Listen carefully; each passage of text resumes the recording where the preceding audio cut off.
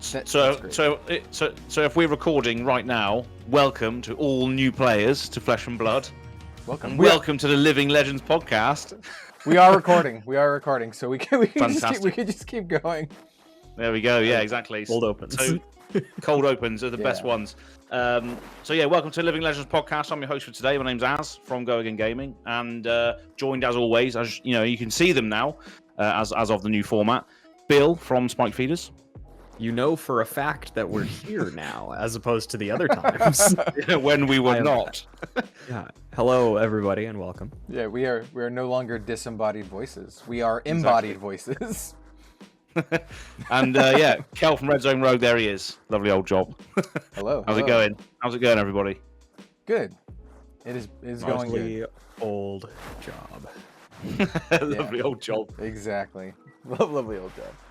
Yeah. So I just wanted to start off with that. Obviously, we're talking positively about all the new players that have entered the game as a result of the Professor's video.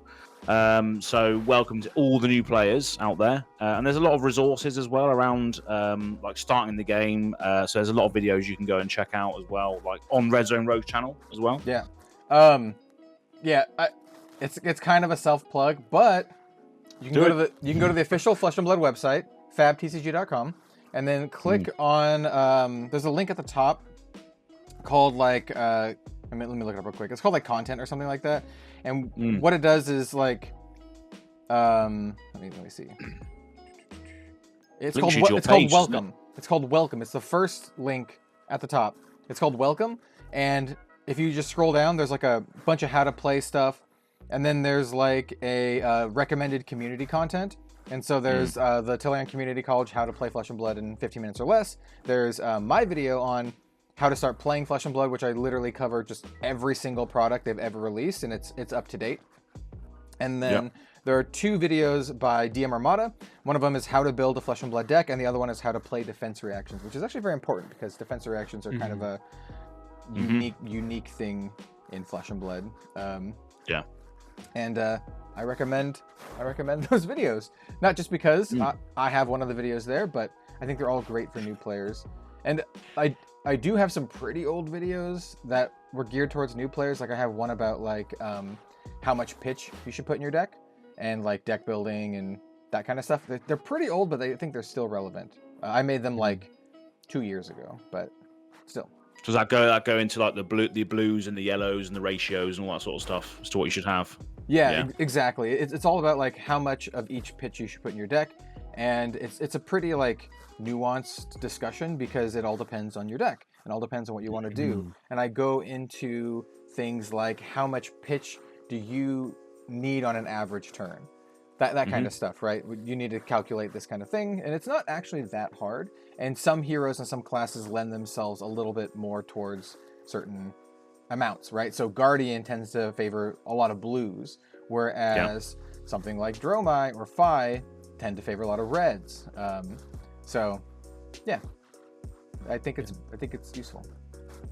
If I recall correctly, I think I saw DM Armada put up a video recently, like a full how to play video, like within the last week and a half or so. Of course, as somebody who already knows how to play the game, unfortunately, I didn't feel tempted to check it out. But maybe I should, and maybe you should too. Yes, maybe I should. Yes. Yeah. So, but essentially, there's a lot of resources out there for new players.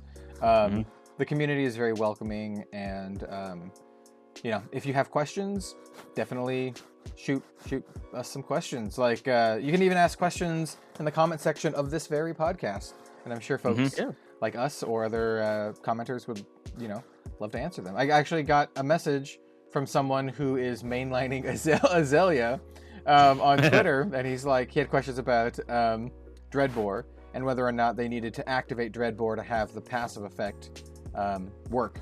And essentially I was just like, nope, it's just happening all the time. On the card. Yep. Yeah. So yeah, don't be afraid to ask questions. No, exactly, and that's what if anyone's listening to this now or in the future, and you're a new player, you can just reach out to a lot of the content creators out there. Very welcoming, very sort of open to answer new player questions. So definitely reach out to us if you're on Twitter. Join there as well. That's a very positive space in opposed to other games.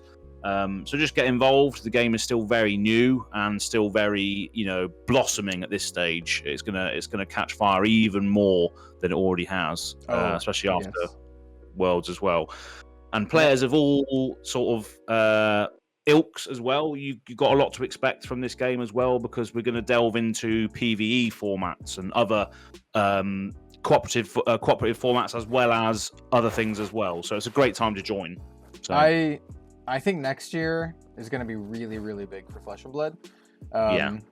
Because of PvE and some other things that I think are happening that I don't know if I can talk about, but I think next year is going to be great for Flesh and Blood. So yeah, exactly. Yeah. So welcome all the new players. Just thought we'd start off on that note. And yeah, welcome to the game. It's awesome because every card in your hand can be used for something, whereas in other games you might have dead cards depending on the situation. You might not be able to play based on the situation. With Flesh and Blood, that's the great thing about your cards. I was gonna say, what are you cracking up at?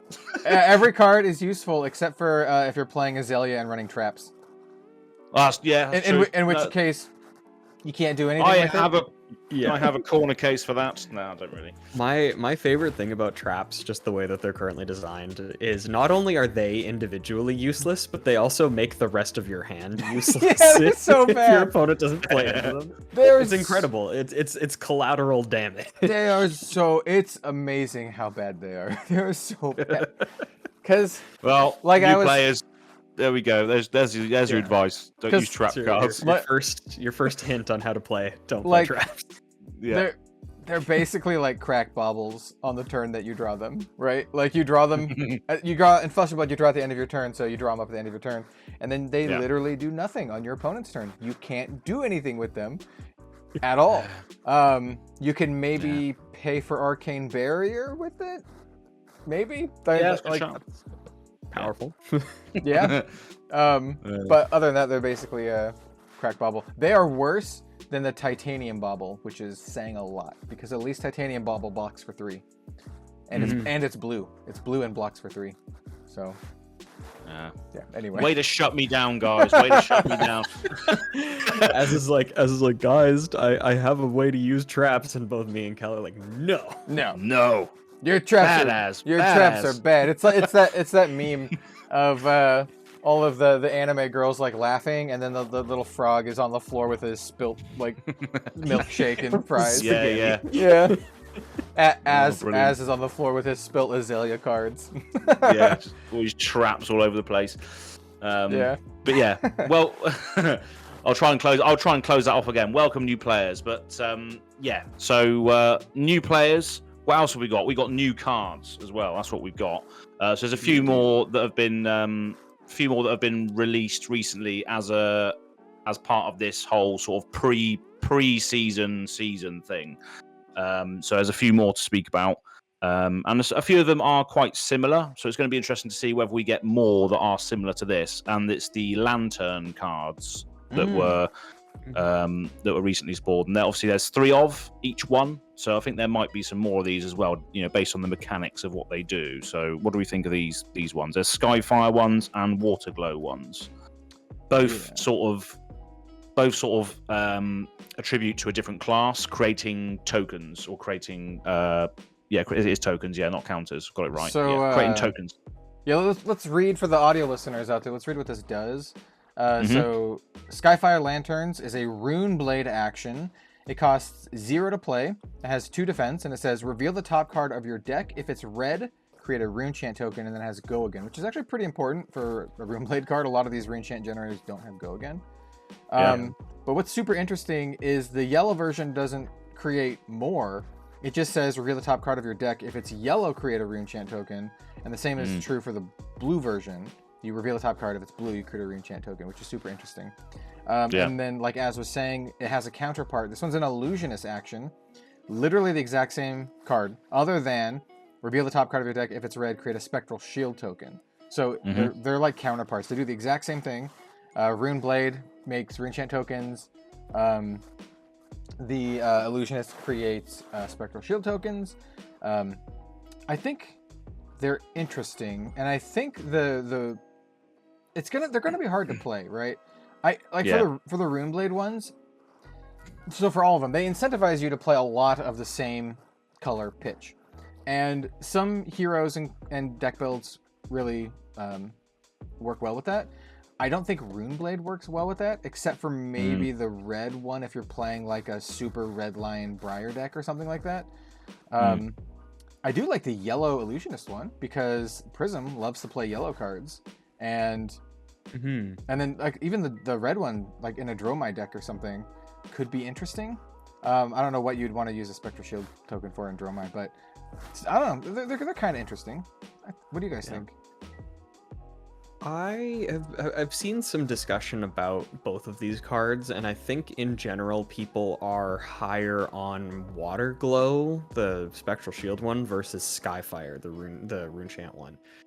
And I tend to agree. I think that they're both like absent of all of the other context that we're gonna get from Dynasty for this sort of interaction, where you're looking at cards. You're revealing cards, I guess, from your deck to get what looks like a pretty minor benefit for a single card.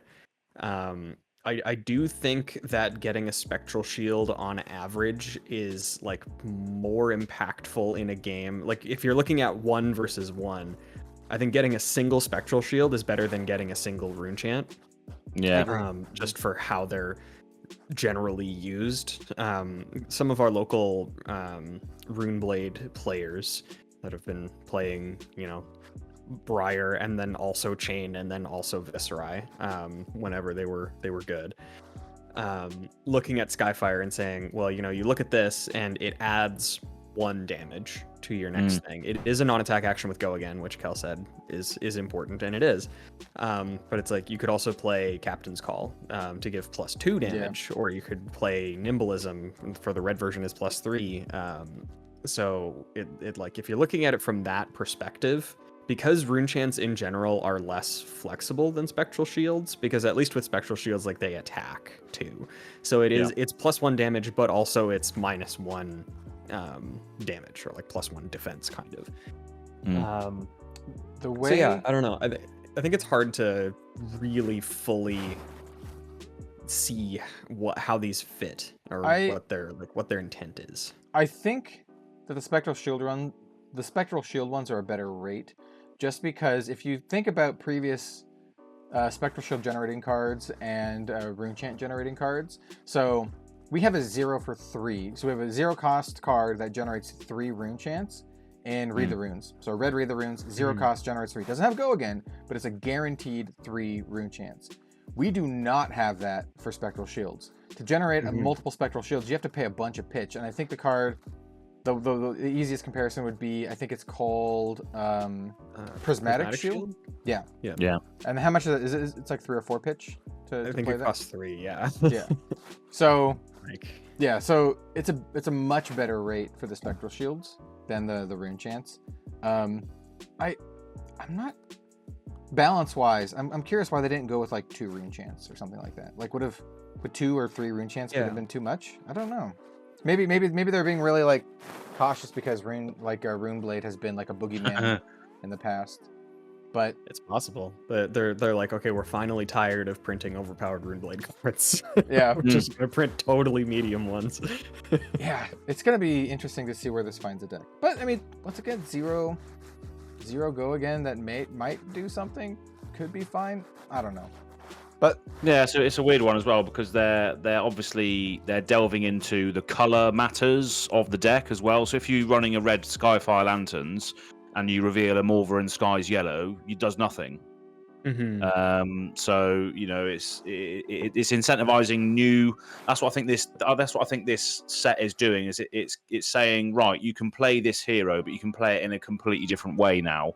Like I'll reference Ranger because obviously that's one of my favorites. Obviously, so the aim counters. We don't know what they do yet, but they're saying, right, you can play Lexi, you can play Azalea, but you can lean into the aim counters, which may take the deck in a different direction. Is similar to this color matters situation where you could play a blue only Runeblade by including Skyfire Lanterns, which is still a 0 cost Go Again enabler.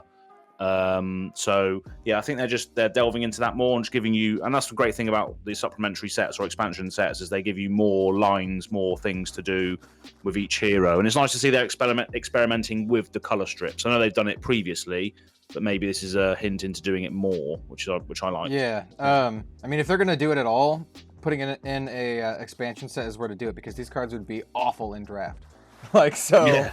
That's right. Yeah. Yeah. Exactly. But yeah, something else that I think is interesting, just from, like you were saying, as experimenting with color strips. I don't know if this is exactly what you were referring to, but I like the fact that the scaling between the colors, I think this is the first time we've seen this type of scaling, where it doesn't change the output or the it doesn't change any of the numbers on it. Blocks for the same, gives you the same thing, but it's based on the color of the thing that it's looking for. So I think it's just a different way for them to sort of tune these cards, which actually is like kind of dangerous. Like somebody was saying when we saw the illusionist one, if we do get, and I've been kind of on this train for a while, if we do get a blue matters illusionist, then the blue one could be like actually way more powerful than the other ones. Oh yeah. Just super randomly. Yeah, I mean, like I said, I think the yellow water glow lanterns is like the best card out of all 6, because Prism would run it, right? It's a yellow pitch card. You can get some value out of it. Yeah. Yeah, at the moment at least. Yeah, definitely. Cool. And then going on from that as well, we've had the Armory kit spoiled as well, which features some new cards as well. Yeah. Which, first of all, the playmats look absolutely lovely. The water glow lanterns, as well as any sort of lantern-esque art, just looks absolutely lovely. For me, the water glow art stands out the most because of the contrast between the blue and the red. So you can see like the blue water, and then obviously the red sky. So the contrast is lovely in that, I think. Illusionist cards are like some of my favorite in the entire game. They're all like so pretty. Yeah, definitely. So we've had those. Obviously, the Armory kit also includes the Predatory Streak, which also was a fairly sort of memed community situation with the Crouching Tiger. Yep. Yeah. So that's a 0-cost ninja action with Gogan, 2 block, and then you get to create 3 Crouching Tigers in your banish zone. You may play them this turn. We don't know what Crouching Tiger is. We don't know. Yeah, we're not sure yet, but I am kind of intrigued by this. The idea of creating a temporary card that isn't like a token. It's not a token. It's a card that you can play. Yeah. I think that's a really interesting design space. I actually like that quite a bit. It might be token rarity. I would assume it's token rarity. But it's not like a token that gets created within the game. Oh wait. Maybe it's like. I'm sorry. I'm sorry. Yeah. No, I just think it's really interesting because there was what was it? It was the mystery. What were they called? The mystery packs from Magic, the ones that you could see at the mystery boosters. Yeah, mystery boosters. You're able to get them at big conventions and stuff, and then they finally let retailers sell them. But they have those like playtest cards. Yeah. They're just like silly cards that can do whatever. And some of the ones that I found the most interesting, there's one, I think it's called Time Sidewalk, and it shuffles like 3 copies of Time Walk into your deck. Nice. Like it creates this card and shuffles it into your deck. It's a very like Hearthstone feeling effect. Yeah. That you couldn't really do in a real game. But this is like kind of as close as you can get in a physical game. This is like so much better than those kind of things too, because it doesn't shuffle it in your deck. It just puts it in your banner zone so you can play with them. Yeah, they're available. Yeah. I would also like to note, I would retract that I think that they're tokens. They're probably not tokens because supplemental sets don't have tokens. All the tokens in supplemental sets come in like common rarity, so. That's true. That kind of bothers me, but that's just from a personal standpoint. It makes sense, but it sort of bothers me and sort of doesn't, because it also means we can get them in foil, which I think is cool. True. And I don't know. I'm like mixed on it. I get it though. I think it's easier for me because I buy a lot of product and I don't care because I'm just gonna end up with so much bulk that who cares? Like, who cares if there's like a couple extra tokens in my common bulk? But for folks who are not buying a ton of product, who buy like a box or two, I get it. You know, you might be missing a couple commons that you need, and the token could have been more common or whatever. In which case, you should go support your LGS and just buy their singles. But do that anyway. Yeah, you should do that anyway. You should probably do that instead of buying boxes. But you know, I like opening boxes. It's not smart. It's fun, but not smart.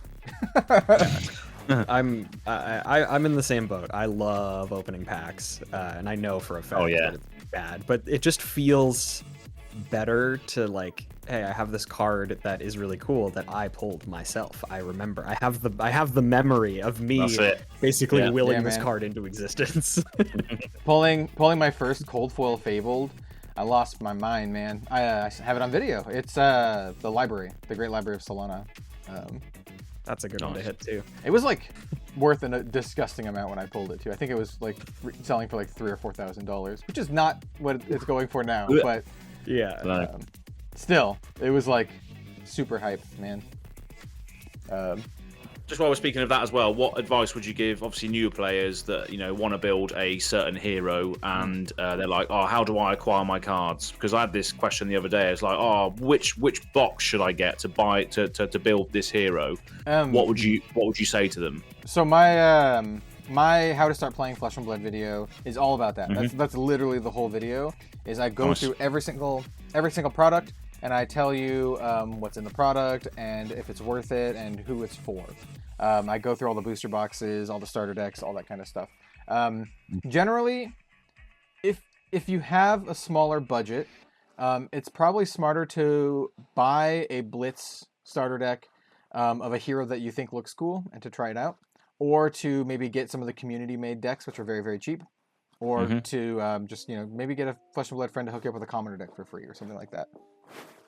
Nice. But if you really want to buy booster boxes and you're like, I just want to buy booster boxes, that's how I would be, to be honest. If I was getting into it, I would just buy a bunch of booster boxes. Just discover it a bit. Yeah, I like opening packs. I love having like the chance to get something sweet. Like it's just fun. And also I make YouTube videos, so I put in YouTube videos.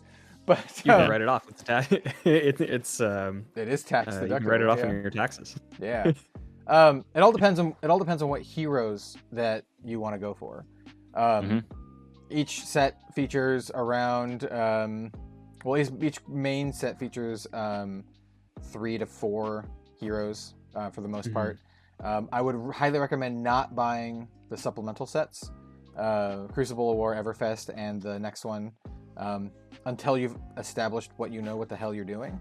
Because otherwise they're literally just a scatter shot of all of the classes, and they're not gonna get you to make like decks. If you really like, it all just boils down to what heroes you like. To be completely honest, if you want like just generically good sets, History Pack is pretty good. They'll give you a scatter shot of everything, but also like a lot of staples throughout the first 3 sets. Welcome to Wraith and Arcane Rising similarly have really, really good staples. I think those 2 sets have more generics in them than any other. And so you can pick up some absolute like staple Flesh and Blood cards like the Spring Tunic. You could get stuff like Enlightened Strike and Command and Conquer in those sets. But it all really boils down to what you need. There's no clear-cut answer of like just buy this set. History Pack sort of functions like that. I do love a good History Pack. Yeah, I mean, like I tested it out. If you bought white border, if you bought a box of History Pack, you could build a couple Blitz decks from a single box. So if you bought a single box, you and a buddy could like build a couple decks. They're not going to be like super great decks, but they would work. Just getting started, they'll be more than fine, really. Yeah, exactly. And then like obviously like the Blitz starter decks, Classic Battles is another good one. Flesh and Blood has a bunch of ways to onboard new players.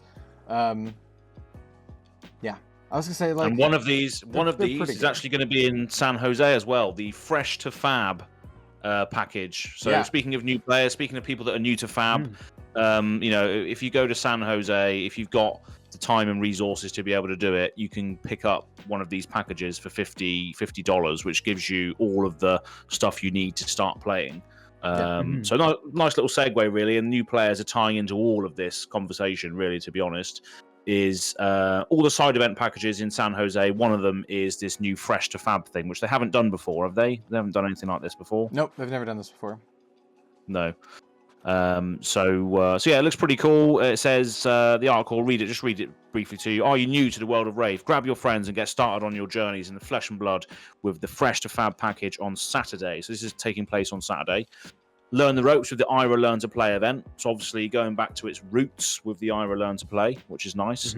And then followed by their newest product, which is the Rhinar versus Dorinthia. So obviously that's another good way to another good product to grab off the shelves if you and your friend want to get into it. So it's nice to see they're giving that away as well. And then in the afternoon, you can crack some packs and join the action with Welcome to Rave sealed event. Probably the best way to sort of discover some cards for for those original heroes and build a deck out of those.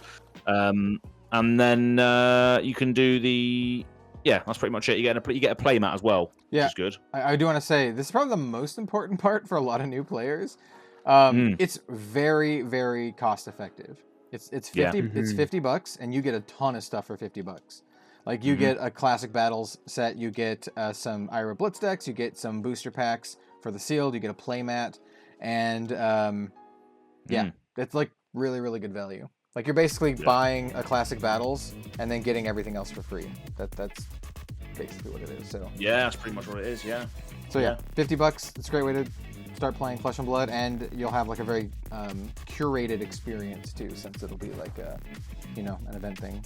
So yeah, exactly. If you don't know Flesh and Blood and you can make it to Worlds, like don't let that stop you, because there's going to be a lot of like side events and stuff for new players. Yeah. And side events was a thing I wanted to sort of go over, because there's quite a few different side events that we can take part in, and obviously, Kel, we're going to Worlds, so I just wanted to know, looking at the schedule here, which ones you might be interested in doing and what our favourite ones are, and whether you've played some side events as well before, Bill, and stuff that you've done. So just get a little bit of history on that, really. Yeah, I love side events. They're my favorite part. Normally for these events, I usually do casting and coverage, but for this one, I'm not doing coverage, so I get to do some side events. And I have had the joy of doing side events before at the calling in Las Vegas, the previous one, the team Blitz calling, because there was no coverage at all for that event. And so basically, I did the team Blitz calling after we scrubbed out, losing to Tyler Horsebull's team and then Tarek Patel's team back to back. That was a little rough. We were doing good, so we got matched against them. Anyway, I just did side events for the rest of the weekend, and it's so much fun. I personally tend to not do constructed side events. I do a lot of draft and sealed. I love draft and sealed. The constructed side events that I do partake in are also like the super casual ones. So I'll do like the UPF side events. I sign up for all the UPF side events, and I sign up for some commoner ones if I have the time. But it's mostly draft and sealed for me, to be honest. And then, like I said, like UPF and stuff. So that's my take on side events. I think they're so much fun. They're super low stress, low stakes. Exactly. And I also do really well in limited events, and I end up with a crap load of tickets. So I usually get some sweet prizes. So I think I had like 900 tickets last time, and I regret not buying. They had these. They're not Legion. They might have been Gamegenic. They have these like cool like boxes to store cards in, like the really fancy ones with like the whatever, and they were like 40 tickets, and or not 40, 80 tickets. They were pretty cheap. I should have bought way more of them because they're like $50, and the ticket to price ratio was way off. I regret not buying more. Yeah. You always need card storage as well when you go to these events. If you're getting in, especially if you're doing sealed and all that sort of thing. But I would echo what you said there as well. Like when I went to Lille, my favorite part of the whole thing was the team sealed events. Yeah. So yeah, just get in a box. I don't think the side event tickets will get you into sealed events this time round though. I think Jim told me that I'm a terrible person to ask because I have Channel Fireball privilege. So since I'm a Channel Fireball like creator, I get to do the side event. I get to do all the events for free. So yeah, absolute baller. Yeah, I don't pay attention to that kind of stuff. I'm just like, yep, sign up for it all. No, that makes sense. Yeah. Yeah. So we'll just disregard that then. Chuck that out the window. Yeah. But yeah, you do have to pay attention to what like your vouchers are good for. You don't have to have the vouchers to do the side events. You can just pay for them with like cash or whatever. Yeah, you can. Yeah. But if you did get the bundles, you will have vouchers. Just pay attention to what they are, because there are like constructed vouchers and there are limited vouchers, and you can only use them for the respective events. Cool. You can That use them makes for some side events, I think, right? So like if you have limited vouchers, you can use them for limited events. Yeah. But Okay. but yeah, I'm not sure beyond that. Yeah, I think for people that have bought tickets, I think, as you said, I think as Kel said there, I think I'm just trying to check now live on here. Because I got the gold foil main event package, and it says, oh, here we go. Yeah, so we'll clarify this now then for you. So basically, if you buy the gold foil one, which is what I got, you get entry to the player reception on Thursday night. Lovely old job. Obviously, the calling San Jose, you can partake in that. I probably will play a few rounds and then see how I go, and if not, I'll just drop out. But then with that, you get 3 constructed or draft side event coupons. So you can't enter the team sealed or sealed event with a constructed or draft side event coupon. You have to pay for it. Oh yeah, is there a team sealed event? There is, yeah. On the Saturday, there's a team sealed event. I'm doing that.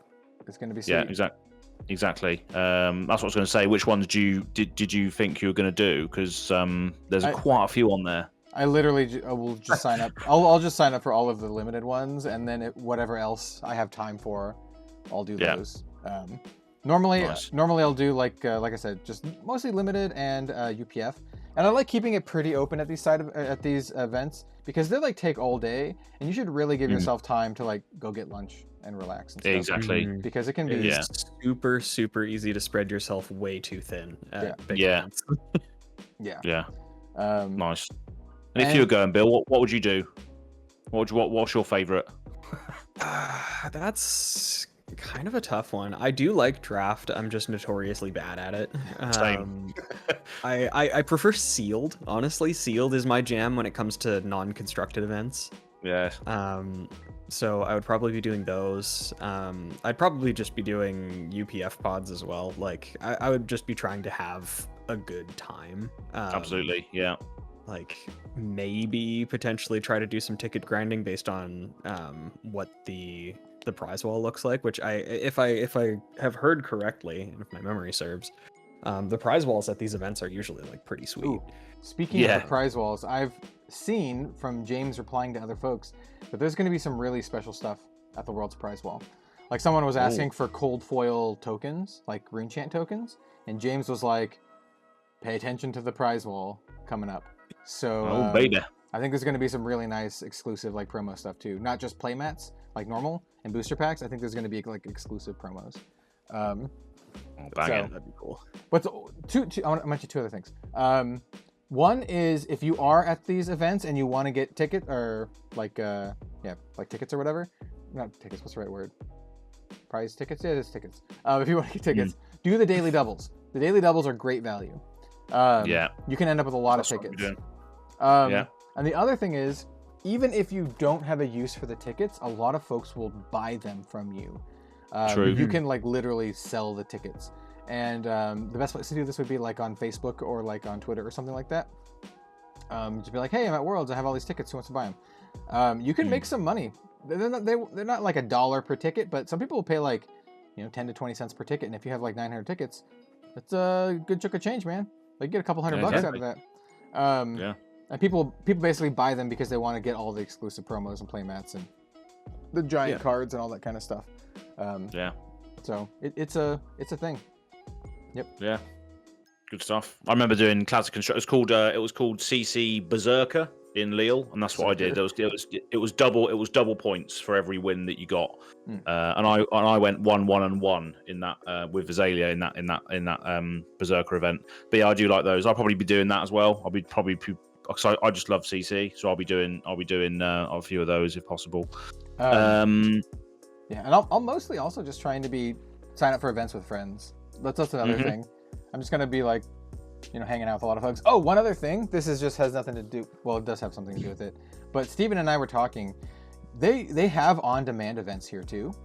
So you can have on-demand draft and sealed and whatever. And Steven and I, DM Armada, we were like, what we should do is during a time where there's no other events that we want to play in, we should just put out a big post on our socials and be like, hey, community members, let's do a big community, like Red Zone Rogue, DM Armada, like community draft or whatever. That would be sick. Yeah. So we're probably going to do that at some point. Just have like a big, community event. I think it's going to be cool. It's probably going to be limited. Awesome. But, yeah. Best way to do it. Yeah. Sounds good. Nice. I wouldn't recommend doing Shapeshifter Sealed, though. That just turns into a battle of Hogwarts as to who has the most arcane damage. Oh yeah, I remember. I think you were telling me about this from maybe when you were in Lille. It was. Yeah, it was mental. Yeah, I think I did the story on the Lille episode when we recapped on it. But yeah, it just turns into an absolute who has the red Voltic bolts or red Aether Ice Veins or whatever they are. Yeah. So I've heard similar things with like weapons, like whoever like opens like a bomb weapon or something can really run away with it. Yeah. It's funny to see though. It's funny to see. It's just absolute nonsense, like the stuff that comes out. But yeah. Also, another thing they mention on this article is casual events. In brackets. So for the World Championship, we're introducing a new type of casual side event which features a flatter prize structure that puts less focus on winners and allows everyone who participates to take away promo cards. So I can relate to this a lot because I've put on like Go Again Gaming tournaments online, and as soon as you introduce a prize structure to it, you'll get people in there that are just in there for the meta. They want to break and prey upon the prizes that you're offering. So as soon as you change that to a participation prize, you'll get more weird decks, people just there for the for the promos to have fun and all that sort of thing. So I can definitely relate to this as to how they're doing this. I'm not sure whether they've done that in the past, but nope, this is a thing that they're starting with Worlds, it looks like.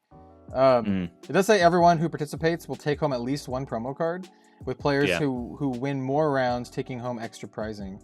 And there's going to be multiple casual events through the weekend. I like promo cards. I don't know what promo cards they're doing, but I'll probably partake in some of these.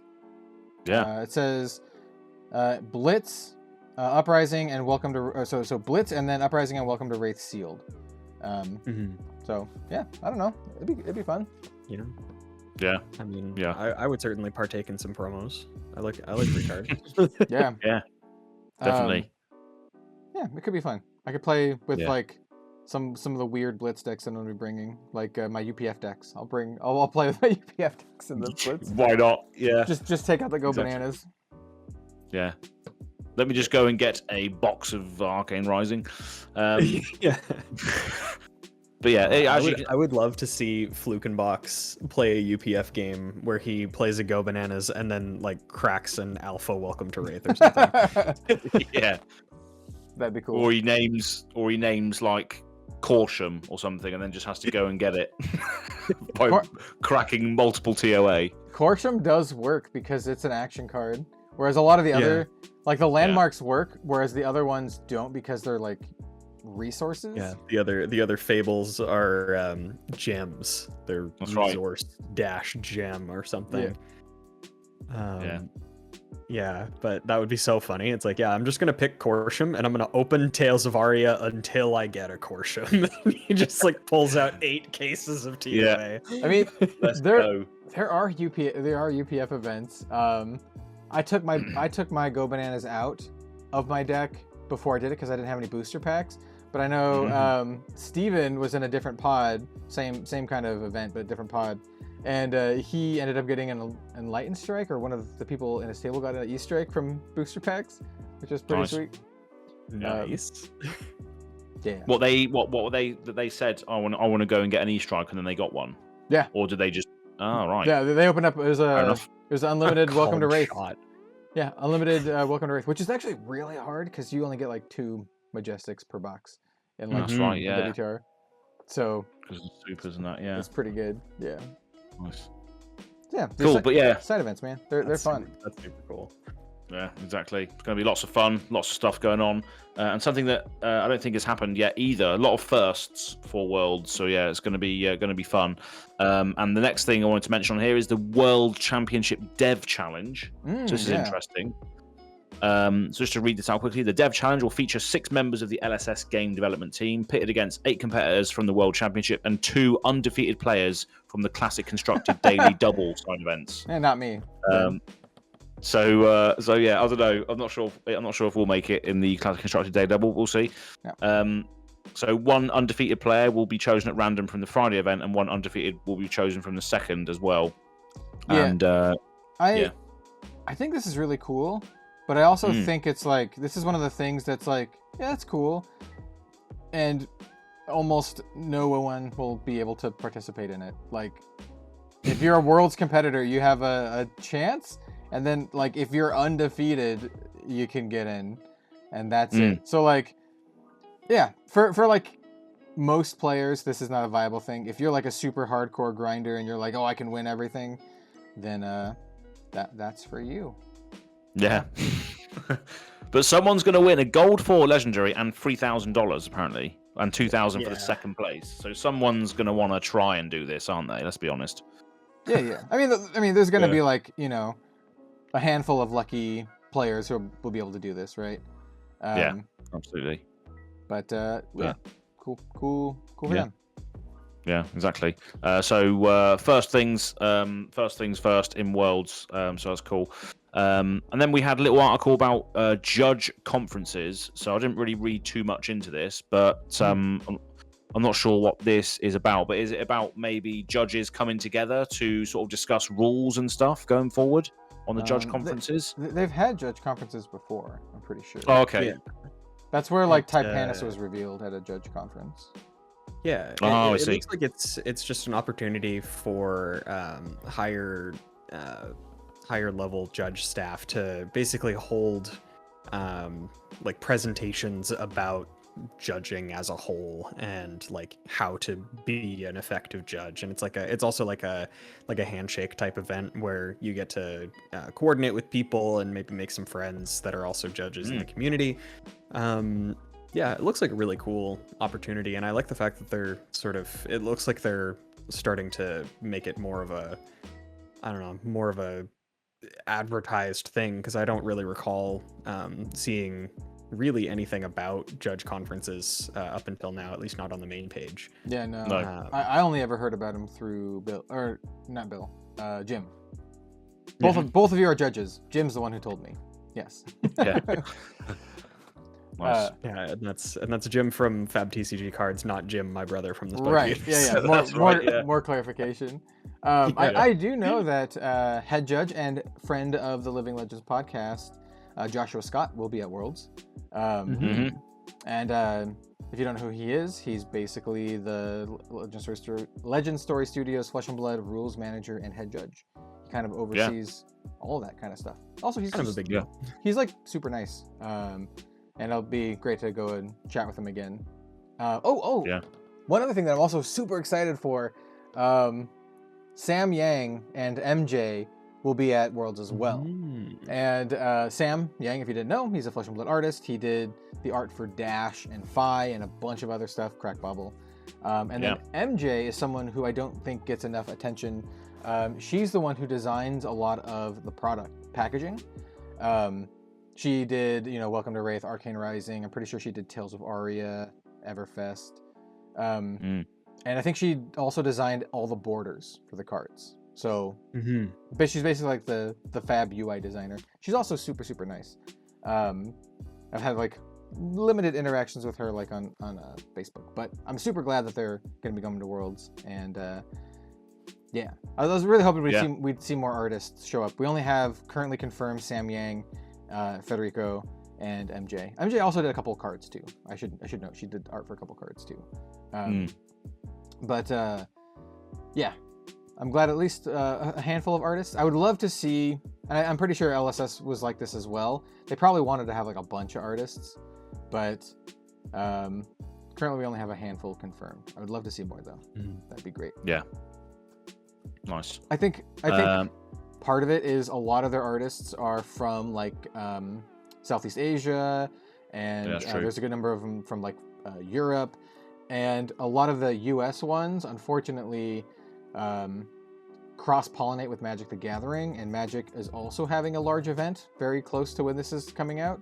Yeah. So I imagine if you're like Steve Argyle and you have to choose between the two, you're probably going to choose the Magic one because he probably thinks he can make more money, which is fair. You know, that's fair. And same with Mark Poole, same kind of deal. So that's likely why I've been thinking about this a lot. That's likely why we're not getting as many artists as we would like, because most of them would have to, do a lot of international travel. Yeah. That makes sense. Cool. Another thing I want to mention as well. I'm not sure whether this is set in stone yet, but me and Kel were both contacted by White Rabbit Community Store as well for doing a box opening video for charity while we're in Worlds. Yeah, they're like a German tournament organizer, right? They did. I think they're just. Yeah, that's right. Yeah, I think so. I think they also got a shop as well, but they've collaborated with Fabled Hunters and Fluke and Box before as well.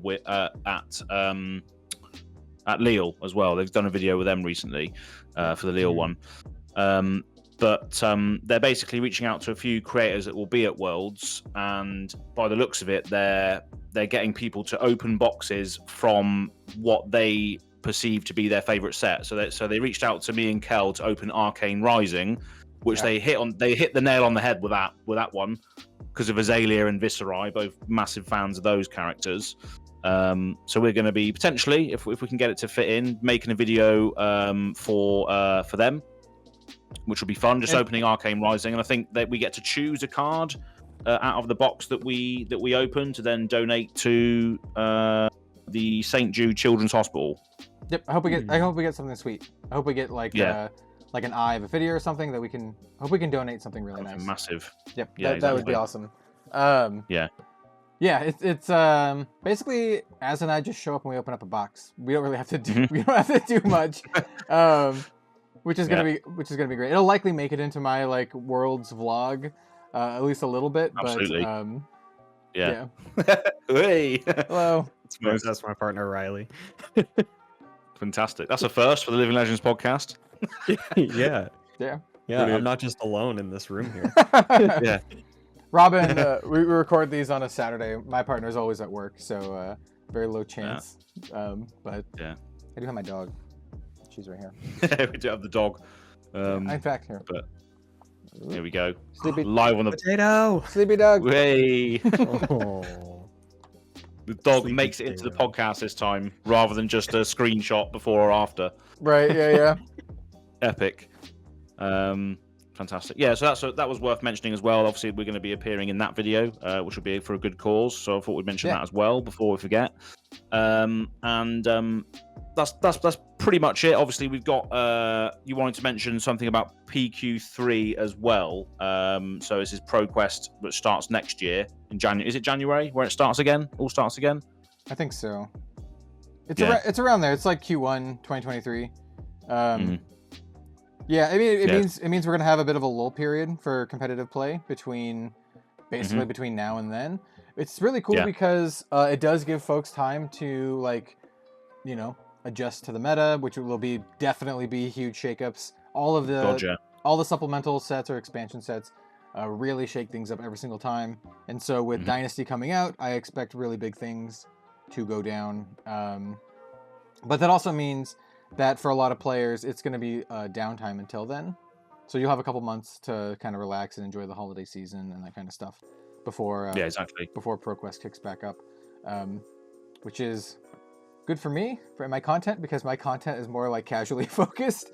And so like with all like the competitive meta stuff going on recently, I've just been kind of like not tuned out entirely, but a little bit because I'm not doing coverage, so I can just kind of like ignore it for a large part. Yeah. It's like, oh, it's fine. I'm like, yeah, Phi's good or whatever. Yeah, Oldham or something. Yeah, Oldham, yeah. Yeah. Like, Red Zone Rogue really seems to be phoning it in lately. if I to be clear, if I was gonna be doing coverage, I would have been like super researching it and really Exactly. like, really up on it. But since I'm not, I can just do casual side events and get free promo cards and play UPF with Absolutely. friends. Yeah. Yeah. But- So there's that. Oh, before we go though, we do have a couple other cards we could talk about. If we'd like to talk about the other cards, we do have 2 weapons. Yeah. We have a new wizard weapon and we have a new warrior weapon as well. Let me go and pull. I must have missed those then when we were talking about them, but yeah, let's go for it. Yeah, so there was the dagger, the Quicksilver dagger, that was shown in the armory kit here. Let me pull it up. All right, yeah. Yeah, let me pull it up on my phone. So this is a warrior dagger, which is interesting. It's a one-handed warrior dagger, which should be pretty obvious. A two-handed dagger would be cool, I guess. Massive dagger. Yeah. Once per turn action, for a resource attack, it attacks for 1. If another weapon you control has gained go again this turn, Quicksilver dagger has go again, which is kind of cool. Like you can do like this slice and dice warrior build, right? Where you can attack with a weapon, give it go again, then you immediately can attack with your other one. Yeah, I'm honestly not sure how good they are and if they're gonna be played. Yeah. I don't Unless know. there's more cards that expand upon actual daggers getting things. Because does Razor Reflex give a dagger? It does. Plus, yeah. Yeah, it is sword or dagger. And then there's Slice and Dice, the warrior card that mentions daggers. Slice and dice. Um, A card that I really like with these is Blade Runner, because you attack with the first one to give it go again, and then the next one not only has go again, but also the plus 1, 2, or 3 based on Yeah. which one it is. Oh, yeah. yeah, It's a good card for that, like really strong. But that is I really mean, cool. honestly, Blade Runner being strong isn't news, and definitely didn't need these Isn't- cards to already be strong. Isn't there a Bolton card that pumps up all of your weapons? Is Lumina Ascension, does it pump up all your weapons for the turn? I believe it does, yeah. So like it could work with like a Lumina kind of thing. Because if I remember right, let's take it a does pump them, because when you're attacking with the hatchets, it pumps them both up, or sabers if you're doing sabers. Yeah, until end of turn, weapons you control have +1 attack. Okay. And then there's that other one from Everfest, where whenever you attack with a weapon, it gets a +1 counter this turn. Oath of Steel. Oath of Steel. Yeah, Oath of Steel. So Yeah. I think any of the cards that are like apply to all of your weapons could be interesting with this. I don't know how good they are, but I think that at least they're interesting. And I do Worth checking out. really like them specifically with Bolton, because you only have to use his ability once to give them both go again for the entire turn. yeah, So like it helps a lot for the Lumina Ascension turns, where normally you would have to you'd have to actually build up an amount of soul. Yeah, but Kel's camera has been He's going just a little bit berserk. I'm gonna hold on. I'm just gonna flicker the camera real quick. He disappeared. And I'm back. Magic trick. Magic As an skills. Actual magician. Like a Absolute like a GD. ninja. Like a ninja. And then the other card is a staff. It's a wizard staff. Oh, yes. Called Sergeant Aethertide. It's a two-handed wizard staff. Once per turn action, for 2 resources, deal 1 arcane damage to an opposing hero, which seems pretty low, right?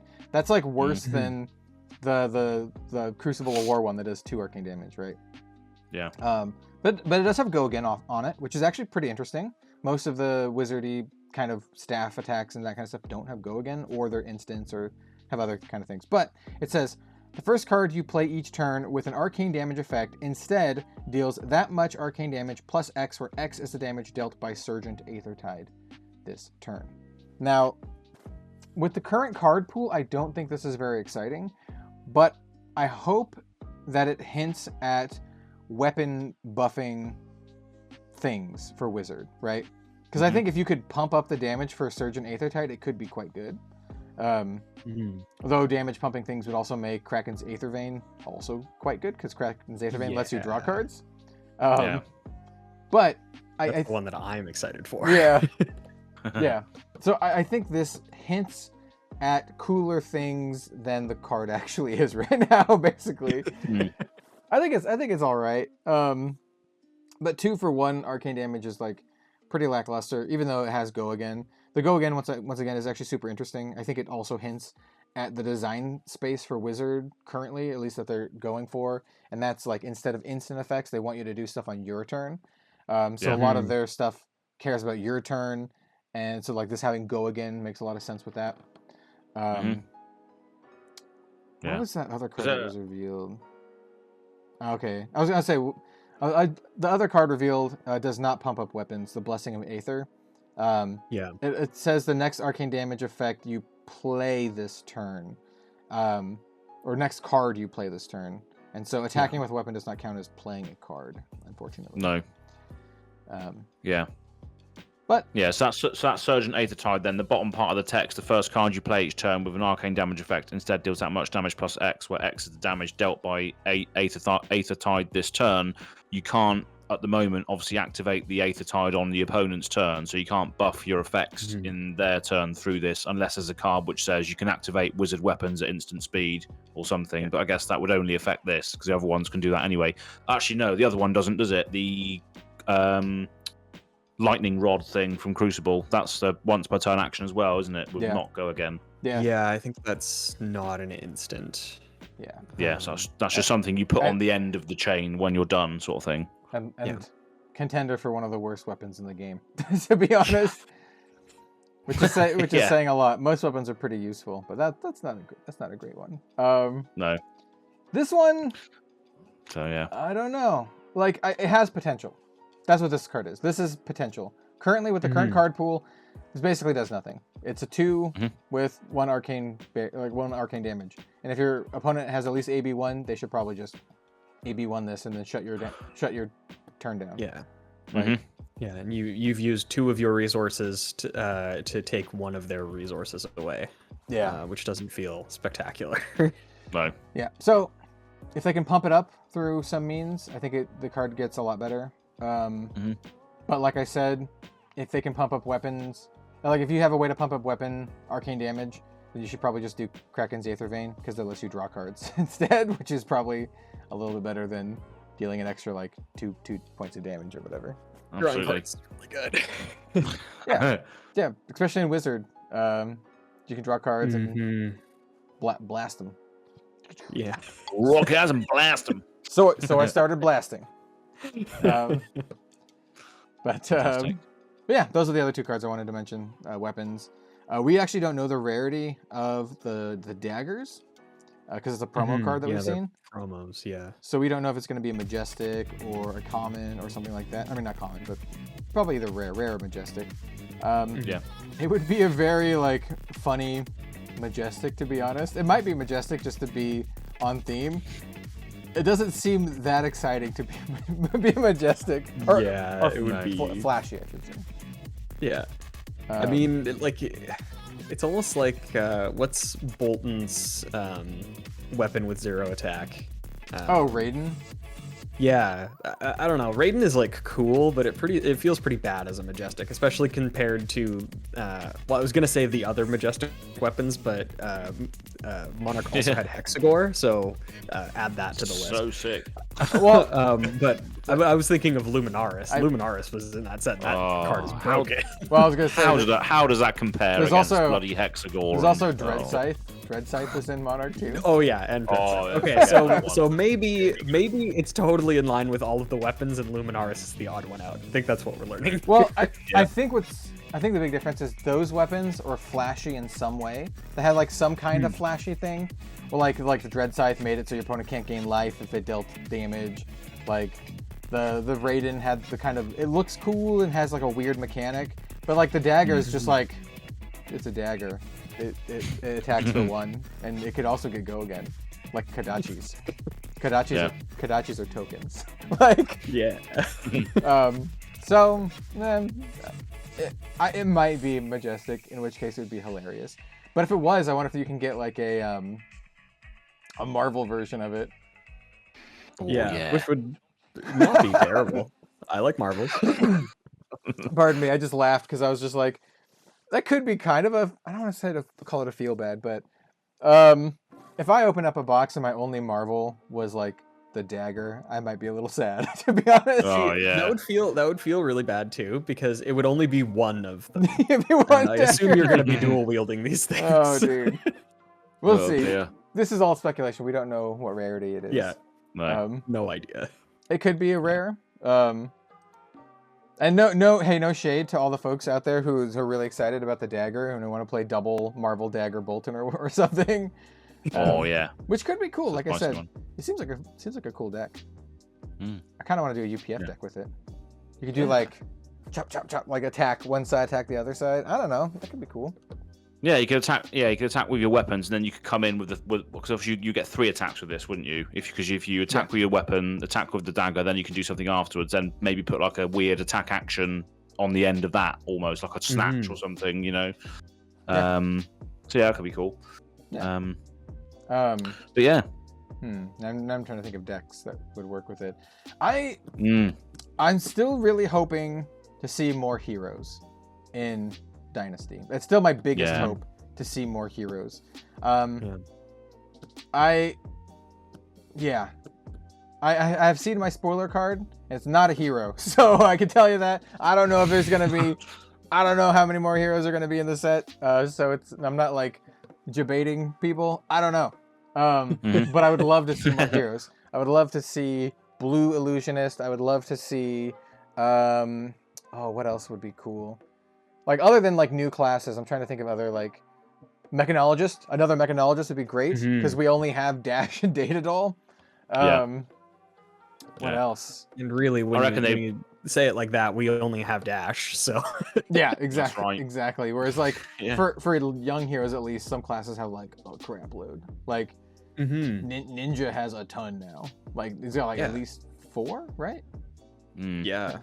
4 or 5. I think because Katsu, Ira, Fi, Benji. Isn't there another one? Maybe there's only 4. There might be only 4, but still, like Ira. Like Ranger, he said Ira. He said Ira. Oh, did he? I wasn't listening. But like Ranger only. Joke. Ranger only has 2, so another Ranger here would be really cool. Yeah, I think whatever we get in this set is going to be a massive indicator of where we're going next. So if we don't get, well, you know, obviously we need, like, as you say, a dash. So I think metrics in the pits could be the next one where we go. It depends on what we get in this one, doesn't it? Really. I really think metrics pits is like a slam dunk next place we go, because they feature, at least traditionally, they feature 2 of the classes that are like the most underrepresented right now, which is mech and Ranger. So like getting those back in, like making new versions of those, more powerful versions, especially for Ranger, would be really, really good. So if I was betting, like I would bet a lot that we're going to metrics next, at least metrics. I don't know if it's going to be a metrics pit split set, but I would bet money at least that we're going to metrics next, because only having Dash as the CC hero for mech is kind of like the biggest glaring. It's not really an oversight, because I mean, obviously they're probably planning it all out, but currently it's like the biggest glaring thing to me right now for the game design for Flesh and Blood. When you look at class balance and options, when you look at mech, mech has literally 1 option for CC, and every other class at least has 2. Very true. Yeah. And some of them have a crap load, like Guardian for some reason has a crap load of young ones. Like and they keep getting more because now we have Yoji. Yeah. So like some classes have a lot, some of them maybe not so much. So I can't wait to see Yoji just wreck Blitz Worlds. Really can't. Well, next year at least. Well, it'll be taking fun all the damage instead of the opponent. Brilliant, fantastic. Hey, you still got to make the self OTK Yoji deck. Yeah. Oh man. And then some form of like deflecting SWAT ability, which just puts all the damage onto them instead. No, you just kill yourself. It's just we'll just take. Yeah. I'm dead. Yep. Hey, I'll take it. since the concession rules are very strict in Flesh and Blood, you just kill yourself instead. That's the strategy. Instead of conceding, just punch yourself in the face. Ooh, really hard. If you can pulverize yourself, that's even better. Well, yeah, we gotta pulverize and then pummel to make you discard too. OTK. Anyway, enough of that. Enough of that. That's pretty much it, really. To be fair, that's all we've got time for today, I believe. Unless anyone else has got anything they wanna share. I know we skipped our weeks in Fab, but I guess we just went straight into it like we always do nowadays. So if anyone wants to shout anything else out, I mean, the Goliath Gauntlet is currently going on. The invitational thing that they're doing that I partook in. It was a lot of fun. I'm not gonna spoil how my round went, but you should go watch it. And go and watch it. Yeah. I played Dash. I played Dash against DM Armada. I played probably the worst version of Dash against Dromai. He was playing Dromai, and I should have put in my Tekla Plasma Pistol, but I was like, no, F that. I'm playing Shotgun Dash. I'm playing with my shotgun. I don't care. And then on top of that, the entire deck is Met cards except for 3 Tome of Fiendel. You can guess in the comments down below how many Tome of Fiendels I boosted or hit off of my Tekla Foundry Heart in only like 5 turns of the game. Yeah, you can guess how many. Spoilers, it's more than 0. Well, that was my guess. I'm all out of ideas now. Yeah. So I'm gonna play this. I'm gonna boost. I'm not gonna go again. Great. Yeah. Brilliant. If we had face cams for that, it would have been so good. Yeah. Watch it. It's fun. I'm not gonna spoil too much, but I think there are definitely some upsets. Because I kind of know who wins, at least for the next couple rounds or whatever, because I'm in the Discord. There's definitely going to be some upsets, and I think it's awesome. Good. There already has been one upset that's been shown. I won't spoil what it is, but maybe go watch Pablo Pintor's match against Manzant. So hell yeah. Yeah. So anyway, that's epic. That's that's been going on in my week for Flesh and Blood, I guess. I haven't actually been doing all that much outside of talking to LSS about my preview card and asking them to give me digital assets so I can start making my video. Because man, we're creeping close. We're getting real close to it. I haven't really started all that much, so. We're doing our filming for our preview video tomorrow. Nice.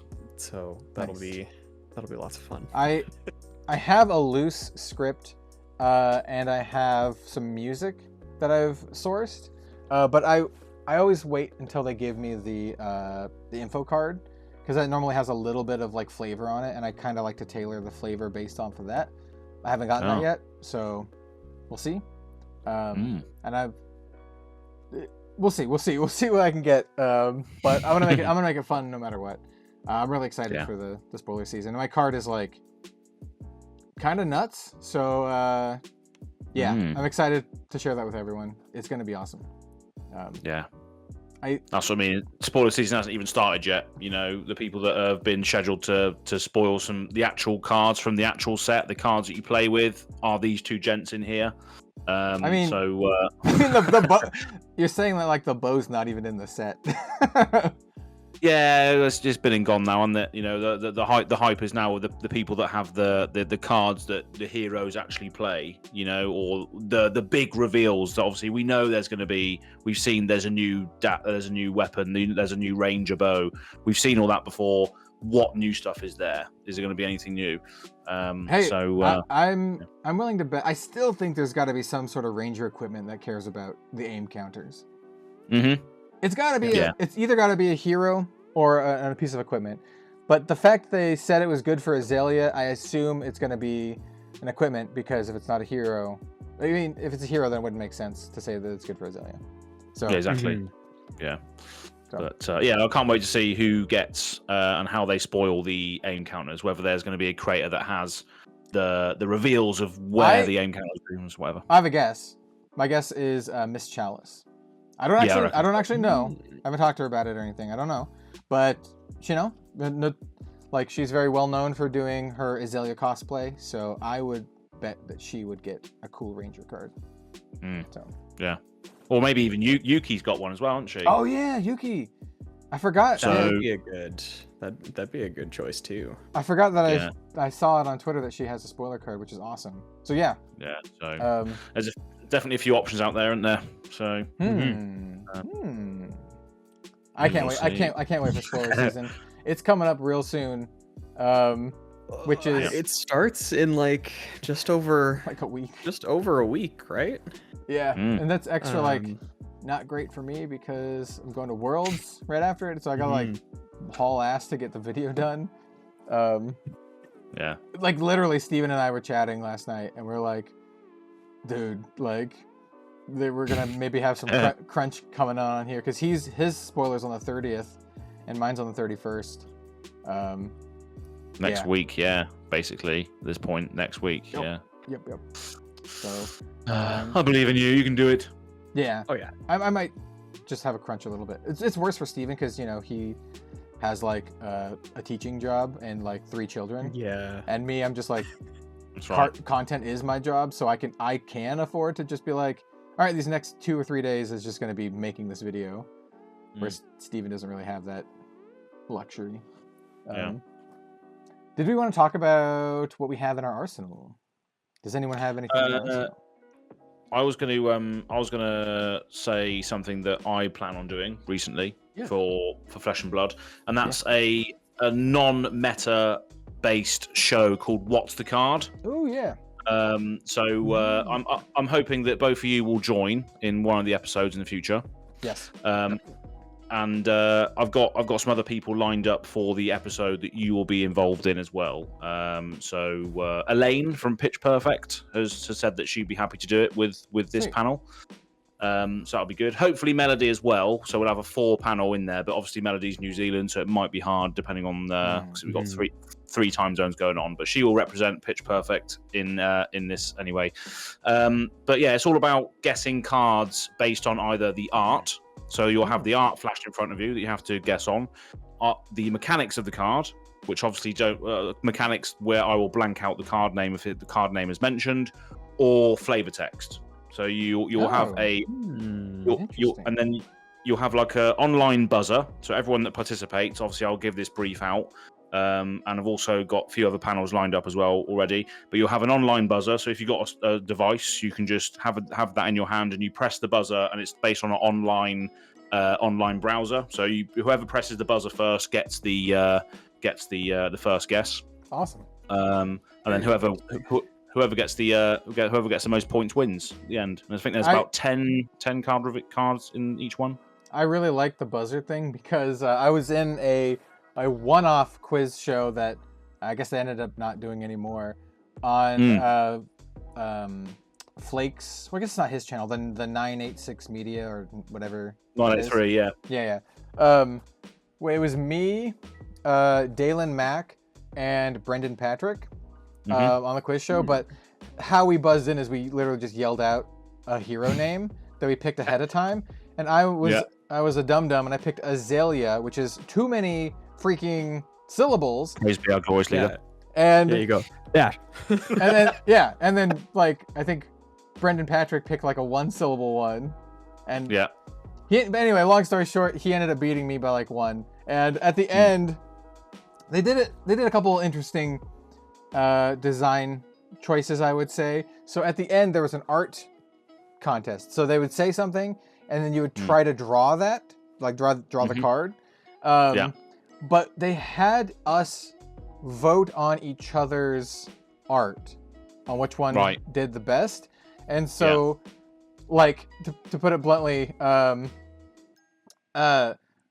and I were like he had 1 more point than me going into this round, and he literally didn't vote for me a single time in the round, which was the smart thing to do because to win, just don't vote for me, which he didn't. He voted for the other guy. Dalen every single time. And so similarly, I did too. I voted for Dalen. He won a lot. There was a couple of things that I would tweak a little bit. Like going into that final round, there was like 100% chance that Brendan was going to win because he had one more point than me. Makes sense. Yeah, there's a lot of things that I'm going to iron out of that. I've played a lot of my family are massive on the stupid team-based games, like the board games you get out like Taboo and Boulder Dash and all this nonsense. So there's going to be loads of different ways that you can do things as well potentially. So we'll see how it goes. The aforementioned Flake is going to be on one of the other panels already with Fresh and Buds and Patrick from Combat Chain. So that's another one that's materializing. I feel bad for whoever is going to be against DM Armada because he is going to probably crush them like a little bug. Yeah, that's what I mean. Brush up on your general knowledge. If you're a content creator, you're listening to this, I'm probably going to reach out to you to go onto it. So brush up on your general knowledge. I'm fairly confident, but I don't know if I could beat Steven. So, I think he knows a lot. Like he's a smart kid. Maybe if you can get like Steven versus Kale from Dead Summer Art, and who's another one who'd be really just amazing at that kind of thing. And literally just do a flavor text episode only, because that's the hardest one. That would be spicy. Flavor text is definitely the hardest one to identify. That's for sure. But yeah, that's the idea. Sorry, I went on a bit of a wild tangent. Quite excited about it because it's not a show that's based on the gameplay or anything. It's just a stupid show. I remember watching the 983 one, but I think they didn't continue with it because it didn't get many views. But for me, as a smaller channel, I don't care about that. So I'm just happy to put my resources into it and make it fun. Whereas they might have been thinking of something else regarding the show. So I don't have to worry about that because it doesn't matter. But yeah, just want to shout that out. So that should be fun. Anything else at all before we close off? We'll do the round table as usual, but anything else? I mean, I just have like some ideas of what content that I want to do. Because I mentioned Dead Summer Art, and I inquired him about a potential really fun lore video that we're gonna do. Possibly. Ooh, lovely. I think it'll be really fun. Actually, I can tell you what it is because we might have already done it by now when this video comes out. It's going to be, he did a top 5 like mysteries of Flesh and Blood or something like that. And I didn't actually realize he did that when I proposed him this question because we were chatting on Twitter. Someone was asking about a character name that popped up recently that's going to be Card Sleeves. And it's like the character, the angel, her name from the Herald of Erudition. I forget what the name actually is, but it's like her name. Soraya, I think? Something like that. And people are like, oh, it's going to be a hero. And I responded, I'm like, no, it can't be a hero because lore-wise, the angels are actually made real. They're literally stories made real by Prism. That's like what the angels are in the game. But then I was like, wait, well, maybe they could have been real. And I pinged Dead Summer Art. I'm like, I need a lore check. And he's like, well, okay, well, they could have been... They're likely have been real, but a long time ago, blah, blah, blah, blah, blah. And then I was like, yeah, but then what about the winged guy from Righteous Cleansing? Because there's like the dude on Righteous Cleansing has wings. He's like a big angel wings, like actual. Yeah. And I'm like, what the hell's up with that? And then I was like, I have an idea for a video. And so the idea is talking about the mysteries of Flesh and Blood, like the unsolved mysteries of Flesh and Blood.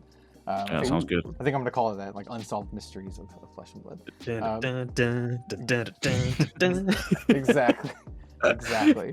So we're going to come up with like five like spicy unsolved mysteries. The angel dude from Righteous Cleansing is definitely going to be on there. And some other ones. Sounds good. And then the other thing is just my weekly live show, my live stream, which I've now just named. That's it. I just named it. The super original name of Flesh and Blood Live. I'm just calling it Flesh and Blood Live. I was gonna call it the Flesh and Blood Live Super Show, which is an homage to one of my favorite streamers who used to have a live Super Show. But I think just calling it Flesh and Blood Live and then interchanging the name with a different game if we play a different game. So like whenever we play Vampire the Masquerade, it'll be Vampire Live.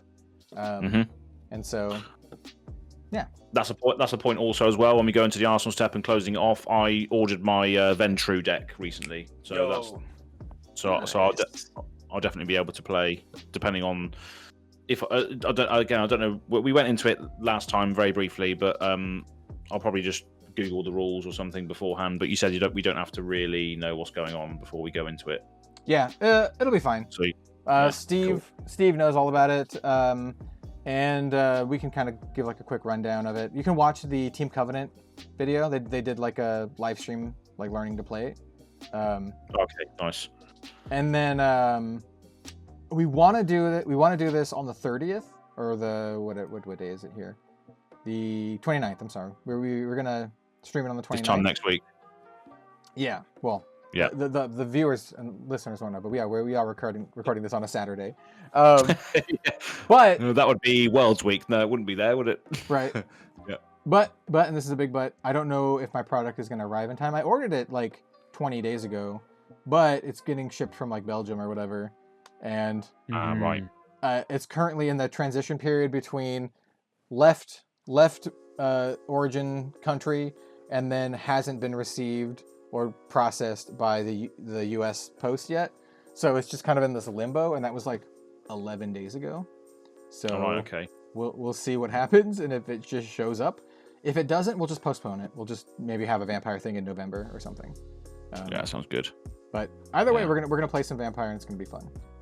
Yeah, sounds good. Oh, speaking of things that are currently in the mail, there is something arriving at Azz's doorstep potentially by Monday. Ooh, that's right. For viewers at home in 2 days-ish. Mm. Who is to say? It's a mystery. It's just a thing that has a tracking number on it. Nobody knows what it is. I don't have a clue what it is. Yeah, Bill just sent me a message saying, "Oh, here you go. This is." Was that the thing you said? Oh, this is from UPF boys or something. Is that what you said? It is. It is something that the UPF boys figured you should have. Oh, yeah, right. Okay. I know what it is. I have a strong feeling that you're gonna like it as. Oh, okay. See. Although I don't know. It's not something that you're. I don't know. I don't want to say that it's not something you're used to or familiar with. Oh yeah, I think it's something that you'll appreciate. I was gonna say it's not something you're known for, I guess. Yeah. Oh right. Okay. Yeah, it's a little bit off the beaten path for Azz, I think. Yeah. Oh. Well, yeah. I'm open to change. You know. We'll see. Yeah. Brilliant. You'll like it. Thanks, guys. Yeah, I can't wait to see what that is. I have a feeling you'll like it so much that you'll probably bring it to Worlds. Put it that way. Really? Okay. All right. We'll see. Wow. Well, I guess we'll see. Yeah. All right. Well, anyway, with that note, by the way, by the time you're watching this, Azz might have already gotten it because this will come out on Wednesday and we record this on Saturday. So that's right. You might already know what we're talking about and being really which is a funny little time travel thing. Yeah. Yeah. But I think Cool. I think that will do it for today's episode. Nice. And I'll put us on the track to end this there then. So first of all, we'll throw it over to Bill. Where can they all find you, mate? I am Bill from the Spike Feeders. You can find me here on the Living Legends podcast, which if you didn't know that already, then I don't know how you got here. But good point. You can find me on Twitter at BillTSF. You can also find me on YouTube, the Spike Feeders FAB. We are going to be, as I said, we're filming our preview video for our Dynasty preview card very shortly, and it will be up on, I believe, November the 2nd. So definitely keep your eyes on that channel to see our exclusive new fun card that we get to share with the world. I'm really looking forward to it. I just finished watching someone play through the new Monkey Island. And I'm ready for more Monkey Island content. So looking forward to your looking forward to your preview card. Hey, even if it's not the Monkey Island style, I'm still looking forward to it. You guys do a great job. Yeah, it'll be cool. We'll make it cool either way. Seconded, absolutely. No doubt. Yeah. And Sweet. I guess. And you, Mr. Rogue. Hello, I'm Mr. Rogue. My name is Kel, also known as Red Zone Rogue. You can find me everywhere at Red Zone Rogue, mostly on Twitter and YouTube, but sometimes on Facebook and Instagram. I usually don't check those as much though. But yeah, thanks for watching, everyone. It was a good time. Huge welcome to all of the new Flesh and Blood folks out there, either watching or listening to this. I think you all are coming in at a really good time. Honestly, to be completely honest, any time is a really good time. But now's a great time too, because the game is still 3 years young, and there's a lot of exciting stuff ahead of us. So, welcome. Yeah, absolutely agree. Thank you very much for everyone who's tuned in. I've been Azz from Go Again Gaming. Find me on Twitter or Go Again Gaming AZ, and on YouTube for Go Again Gaming. That's pretty much it. But I've been your host for today, and as always, wherever you might be out there watching this now or in the future, have a lovely day, and we'll see you on the next one. Living Legends podcast. See you later. Peace.